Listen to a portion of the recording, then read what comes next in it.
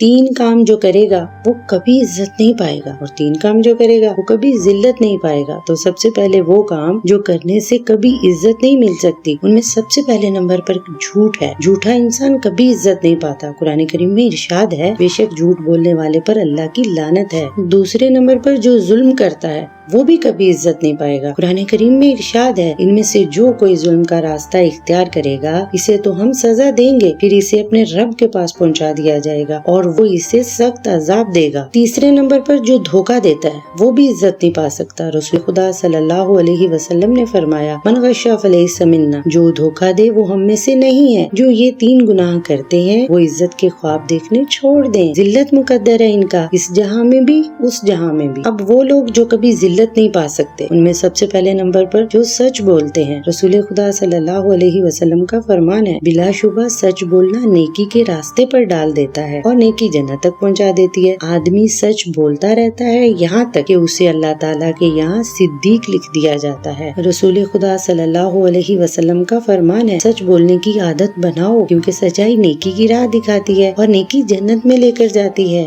دوسرے نمبر پر جو عدل کرتا ہے اسے بھی کبھی ذلت نصیب نہیں ہوگی۔ قرآن کریم میں اللہ تعالیٰ ارشاد فرماتے ہیں، انصاف کی بات کرو چاہے اس کی زد میں تمہارا رشتہ دار ہی کیوں نہ آتا ہو۔ تیسرے نمبر پر جو دیانت دار ہو وہ بھی ہمیشہ عزت پائے گا، کیونکہ نبی کریم صلی اللہ علیہ وسلم کا ارشاد ہے، سچا اور امانت دار تاجر نبیوں، صدیقوں اور شہداء کے ساتھ ہوگا۔ سبحان اللہ۔